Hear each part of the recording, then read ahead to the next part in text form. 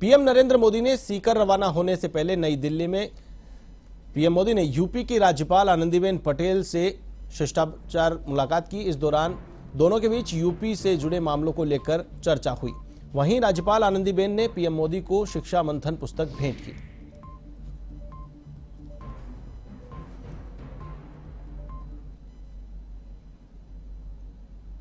Allahabad high court Gyanvapi के ASI सर्वे पर आज फैसला सुनाया।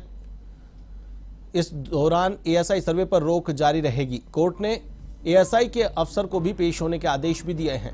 सुनवाई के दौरान एएसआई ने कोर्ट में हलफनामा दिया है। इसमें कहा है कि जांच से ढांचे को कोई नुकसान नहीं पहुंचेगा। इस दौरान मुस्लिम पक्ष ने सर्वे का विरोध किया।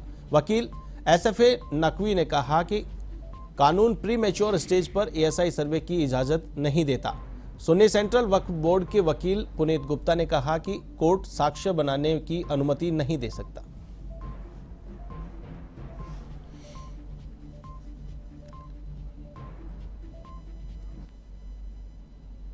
पूर्व डिप्टी सीएम दिनेश शर्मा गुरुवार को मैनपुरी पहुंचे। इस दौरान उन्होंने मीडिया से बातचीत में 2024 के लोकसभा चुनाव में यूपी की सभी 80 सीटें जीतने का दावा किया, जिसमें मैनपुरी भी शामिल है। वे बोले, उत्तर प्रदेश देश का सर्वोत्तम वाला प्रदेश बन गया है।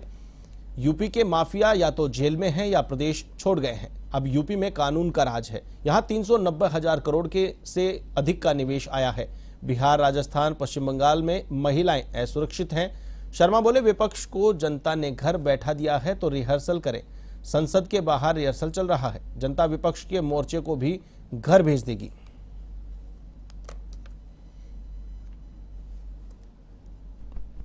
विशेष चिंता भारतीय जनता पार्टी को है और मैं ये कह सकता हूं कि 2024 का चुनाव की जो 80 की 80 सीटें हैं, उनमें से भारी मार्जिन से जीतने वाली एक सीट मैनपुरी भी होगी। आज पूरे भारतवर्ष का और उत्तर प्रदेश का परिदृश्य बदला है। जो अपराध युक्त जिले थे, जिनमें अपराधी और माफियाओं का वर्चस्व था और जहां पर विकास का। अलीगढ़ में भाजपा के अल्पसंख्यक मोर्चा के महानगर मंत्री तनवीर अहमद को घर से बुलाकर गोली मारने का मामला सामने आया है। तीनों हमलावर तनवीर अहमद को गोली मारकर फरार हो गए। घटना की सूचना पाकर पहुंची पुलिस ने घायल को इलाज के लिए जिला अस्पताल में भर्ती करवाया, जहां से युवक की हालत गंभीर होने पर चिकित्सकों ने उसे जेएन मेडिकल कॉलेज रेफर कर दिया। घटना का कारण पैसों का लेन देन बताया जा रहा है। पूरा मामला कोतवाली नगर क्षेत्र के भुजपुरा इलाके का है। फिलहाल पुलिस मामले की जांच में जुटी है।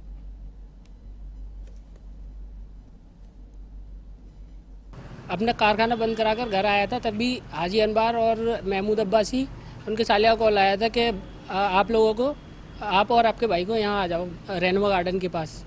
मैं तनवीर भाई को लेकर वहाँ गया। वहाँ पर अंधेरे में उसने अनवर सुनार के साले ने डायरेक्ट उन पर फायर किया, जिससे कि वो उससे बचे थे। उनके पैर में गोली लगी थी। उसके बाद में मेरे पे गया था, मैंने शोर शराबा किया तो वो हम दोनों को छोड़कर वहाँ से वो तीनों भाग गए और जान से मारने की धमकी देकर गए थे कि अगर अब ऐसी कोई हरकत हुई तो मार देंगे जान से। बरेली के बिथरी चैनपुर थाना क्षेत्र नवदिया झादा NH-24 पर दर्दनाक हादसा हो गया, जहां पर तेज रफ्तार ट्रक ने कार के साथ सड़क किनारे खड़ी 2 बाइक और स्कूटी को रौंद दिया। इसके बाद ट्रक सड़क से खाई में उतर गया। हादसे में बाइक सवार की मौके पर ही मौत हो गई, जबकि कार सवार 4 लोग घायल हो गए।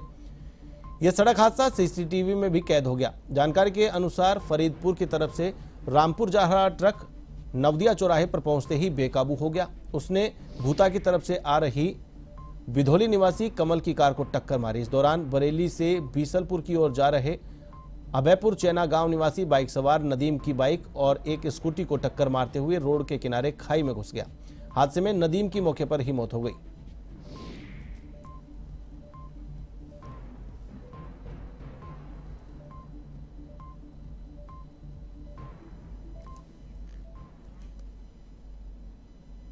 यूपी के बुलंदशहर में सड़क पर खड़े युवक को पिकअप गाड़ी ने टक्कर मार दी। इस हादसे में युवक की मौके पर ही मौत हो गई। वहीं हादसे की सूचना पाकर पहुंची पुलिस ने शव को अस्पताल की मोर्चरी में रखवाया। साथ ही अनूप शहर पुलिस ने पिकअप गाड़ी को जब्त कर लिया है। चालक को हिरासत में लिया है। यह हादसा अनूप शहर कोतवाली क्षेत्र के कला बम्बा के पास हुआ है। फिलहाल पुलिस घटना की पड़ताल में जुटी है। छोटी वाली सिस्टर को छोड़ने गया था बस स्टैंड। अच्छा। जौनपुर में बिजली चोरी रोकने के लिए विद्युत विभाग की ओर से कार्रवाई जारी है। इस दौरान विद्युत विभाग के अधीक्षण अभियंता आरबी राय, एक्सीएन दिग्विजय सिंह, एसडीओ सौरभ मिश्रा ने संयुक्त रूप से मड़ियाहू कस्बे में चेकिंग अभियान चलाया। इस दौरान कई घरों में कटियामार बिजली चोरी पकड़ी गई। जानकारी के अनुसार मड़ियाहू कस्बे में भंडरिया टोला, कसाब टोला आदि जगहों पर चेकिंग अभियान चलाया गया। इस दौरान कई घरों में बिजली चोरी पकड़ी गई है। अधीक्षण अभियंता राजकुमार राय ने बताया कि यह औचक निरीक्षण किया गया, जिसमें कई घरों में रात को कटिया मारकर बिजली चोरी की जा रही थी।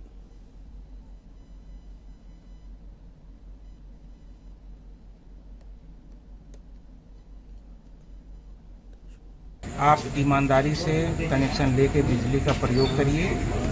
बिजली को जहां ज़रूरत है वहीं पे प्रयोग करिए। बाकी जो है अनावश्यक बिजली का प्रयोग ना करिए, ताकि ज़्यादा से ज़्यादा और निर्बाध बिजली आप लोगों को हम आपूर्ति कर सकें।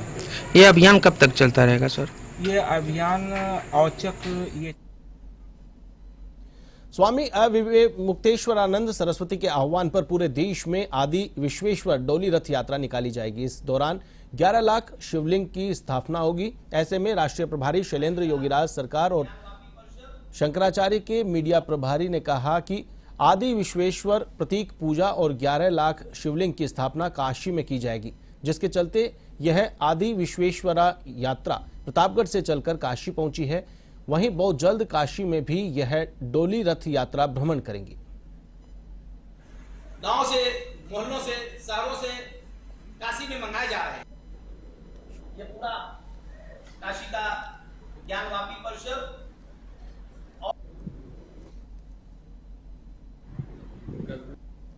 देखिए, हमारे भगवान आदि विश्वेश्वर अभी भी बिना स्नान के पड़े हैं। उनको भोग नहीं लग पा रहा है, उनकी पूजा पाठ नहीं हो पा रही है। 1 वर्ष बीत जाने के बाद भी जगत गुरु शंकराचार्य जी बहुत अधिक पीड़ा है, बड़ी वेदना है। इससे मर्माहत जगत गुरु शंकराचार्य जी ने फैसला लिया है कि पूरे देश से 11 लाख प्रतीक शिवलिंग की पूजा एकत्रित कर काशी में की जाएगी।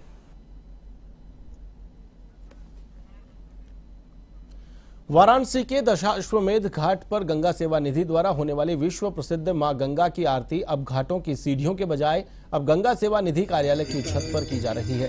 दरअसल बीते कुछ दिनों से गंगा नदी के जलस्तर में उफान के कारण 5 बार आरती का स्थान बदला गया है। ऐसे में अब मां गंगा की आरती छत पर की गई। गंगा सेवा निधि के अध्यक्ष सुशांत मिश्रा ने बताया कि मां गंगा का जलस्तर बढ़ने और इस वर्ष सावन 2 महीने का होने के कारण श्रद्धालुओं एवं दर्शनार्थी की संख्या बढ़ने के कारण गंगा सेवा निधि द्वारा ये फैसला किया गया है।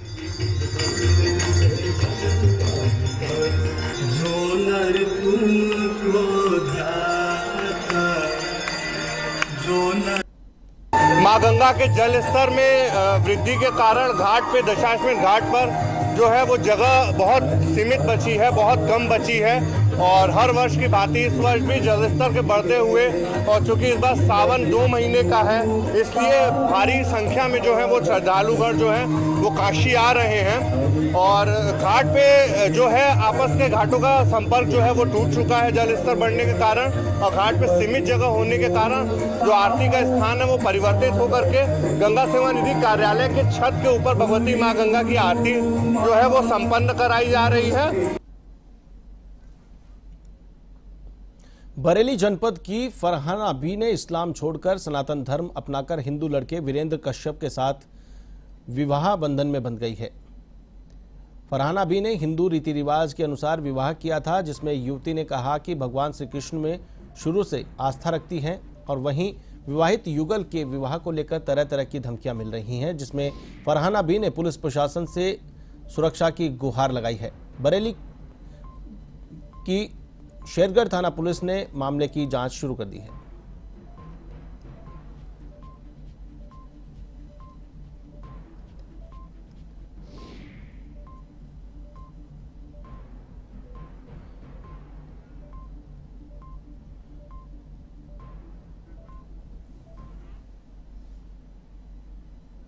देश के अलग अलग हिस्सों में बारिश और बाढ़ का कहर जारी है। पहाड़ों पर बादल फटने से हिमाचल प्रदेश में एक स्कूल समेत कई मकान बह गए। वहीं देश के तटवर्ती इलाकों से लेकर पंजाब, हरियाणा और पश्चिमी उत्तर प्रदेश में बाढ़ की स्थिति बनी हुई है। हरियाणा में वर्षा जनित घटना में 2 लोगों की मौत हो गई। इधर पंजाब में अब तक 41 लोगों ने अपनी जान गंवाई है। साथ ही दिल्ली में यमुना खतरे के निशान के नीचे आ गई है। वहीं तेलंगाना के मुलुगु स्थित मुत्याला धारा झरने पर 10 पर्यटक आए जो भारी बारिश के चलते वहीं फंस गए। इसके बाद उन्हें सुरक्षित स्थानों पर पहुंचाने के लिए एनडीआरएफ की टीम मौके पर पहुंची। पुलिस के साथ मिलकर टीम ने फंसे पर्यटकों का रेस्क्यू किया। इसके साथ ही टीम उन्हें सुरक्षित स्थानों पर लेकर पहुंची। लेकिन मौसम विभाग ने अगले 2 दिन लगभग पूरे देश में कहीं भारी तो कहीं अत्यधिक भारी बारिश को लेकर अलर्ट जारी किया है। मौसम विभाग ने हिमाचल प्रदेश, उत्तराखंड, हरियाणा, चंडीगढ़ और पश्चिमी उत्तर प्रदेश में अलग अलग स्थानों पर अगले 3 दिन भारी से बहुत भारी वर्षा होने की संभावना जताई है और ऑरेंज और येलो अलर्ट जारी किया है। इसी तरह मध्य महाराष्ट्र, कोंकण, गोवा, कर्नाटक, तटीय आंध्र प्रदेश और तेलंगाना में अत्यधिक भारी वर्षा के लिए रेड अलर्ट जारी किया गया है। पिछले कई दिनों से हो रही बारिश ने महाराष्ट्र के कई शहरों का हाल बुरा कर दिया है। इसी बीच आईएमडी ने मुंबई के लिए रेड अलर्ट जारी किया है, जिसके बाद बृहन मुंबई नगर निगम ने सभी सरकारी और निजी स्कूलों तथा कॉलेजों में छुट्टी घोषित कर दी है। इधर राजस्थान में इस सीजन मानसून खूब मेहरबान रहा। बुधवार देर शाम बीकानेर, जयपुर, जोधपुर, भरतपुर संभाग के कई जिलों में भारी बारिश हुई। वहीं जयपुर मौसम केंद्र के अनुसार राज्य के दक्षिण पश्चिमी अधिकांश भागों में मानसून सक्रिय रहने से हल्की मध्यम बारिश, कोटा, उदयपुर, जयपुर संभाग में 1-2 स्थानों पर तेज बारिश की संभावना जताई गई है।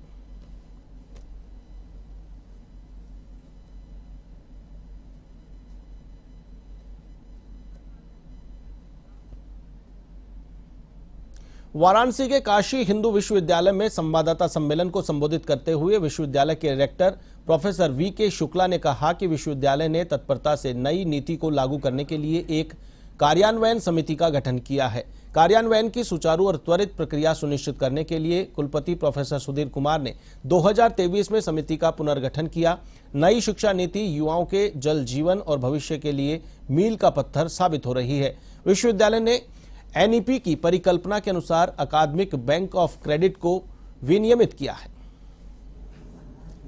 यहाँ पर ये बात है कि यदि कोई विद्यार्थी कि कई कारणों से कई विद्यार्थी 1 साल, 2 साल या 3 साल के बाद छोड़ देते हैं, तो उनको भी एक प्रमाण पत्र जरूर दिया जाए जिससे कि उसका प्रयोग करके, उसके उपयोग करके वो आगे भी भविष्य में 2 साल, 4 साल बाद, क्रेडिट बैंक की बात की गई है, एकेडमिक बैंक ऑफ क्रेडिट की बात इसीलिए की गई है कि कोई अगर 1 साल रुक भी गया, 2 साल रुक भी गया, तो उसके बाद फिर वो कंटिन्यू कर सकता है। उसका क्रेडिट्स हमेशा डिपॉजिट रहेंगे। और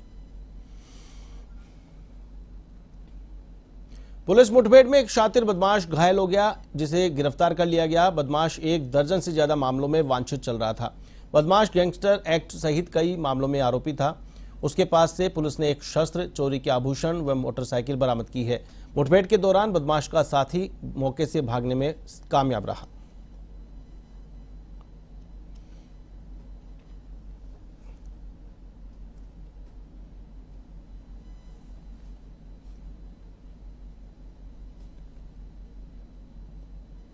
संतोष कुमार शुक्ला है, सीतापुर का रहने वाला, शातिर, चोर, लुटेरा है। इसके विरुद्ध लगभग 1 दर्जन से अधिक चोरी, लूट, नकबजनी, गैंगस्टर, एनडीपीएस आदि के मुकदमे हैं। विगत वर्ष ये हमारे जनपद के थाना कासिमपुर में भी एक चोरी में हाजिर हुआ था, इसका नाम प्रकाश में आया था। और इधर की चोरियों में ये 2 बार पुलिस की मदद से भागा है। कल रात भी एक मुठभेड़ हुई थी जिसमें कि ये फरार हो गया था। पुलिस इसकी तलाश में थी और इसका जो है आज प्रातः शाहजहांपुर में समाजवादी पार्टी की महानगर अध्यक्ष खालदा बेगम की दिन दहाड़े धारदार हथियार से हत्या कर दी गई। आरोप है कि पति रकीम ने अपने परिवारजनों के साथ मिलकर अपनी पत्नी की हत्या कर दी। वहीं देर शाम थाना कोतवाली क्षेत्र के बिजलीपुर निवासी रियासत की जमीनी विवाद में रोड मारकर हत्या कर दी गई। ताबड़तोड़ हो रही हत्याओं से जनपद में दहशत का माहौल बना हुआ है। विगत 11 जुलाई को दक्षिणी क्षेत्र के अधरापुर निवासी राजेश कुमार की हत्या, तो वहीं 7 जुलाई को थाना कोतवाली क्षेत्र में हिस्ट्री शीटर अखिलेश गुप्ता की हत्या हुई थी। 5 जुलाई को थाना गड़िया रंगीन के खिरियाकला के अजयपाल यादव की मदनापुर में गोली मारकर हत्या कर दी गई। बढ़ते अपराध ग्राफ को लेकर लोगों में आक्रोश है, तो वहीं सरकार के सुरक्षा दावों को लेकर भी लोगों में चर्चा शुरू हो गई है।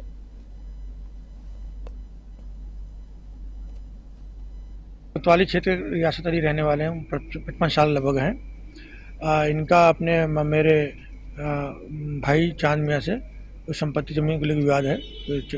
इसी में ये आज रेती तरफ गए थे जहाँ इनकी ज़मीन है। जो भी जानकारी मिल रही है वहाँ पर चांद मियाँ अपने 3-4 साथियों के साथ थे, जो भी प्रारंभिक जानकारी है, और उसने अपने साथियों के साथ इन पर हमला किया राड वगैरह से, जिसमें इनको चोटें आई थी और ये इनको हॉस्पिटल में एडमिट कराया गया था पुलिस द्वारा। दौरान उपचार इनकी मृत्यु हो गई है और इसमें अभी इनके परिजन द्वारा तहरीर दी जा रही है और चांद मियाँ उनके साथियों को। संभल में स्कूटी से घर लौट रहे पिता पुत्री को ट्रक ने रौंद दिया। इस हादसे में किशोरी की मौके पर ही मौत हो गई। चंदोसी रोड पर हुए हादसे में पिता गंभीर रूप से घायल हो गया। पुलिस ने एम्बुलेंस की सहायता से घायल को अस्पताल पहुंचाया। अस्पताल पहुंचे परिजनों ने हंगामा खड़ा कर दिया। पुलिस ने ट्रक चालक को गिरफ्तार कर ट्रक को जब्त कर लिया है।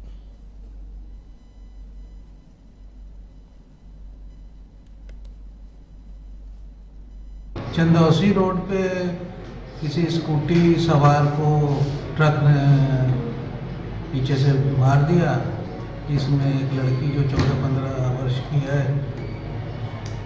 उसकी मृत्यु संभवतः हो गई है और उसके पिता जो हैं कैलाश चंद, वो घायल अवस्था में जिला अस्पताल लाए गए हैं। उनका उपचार चल रहा है।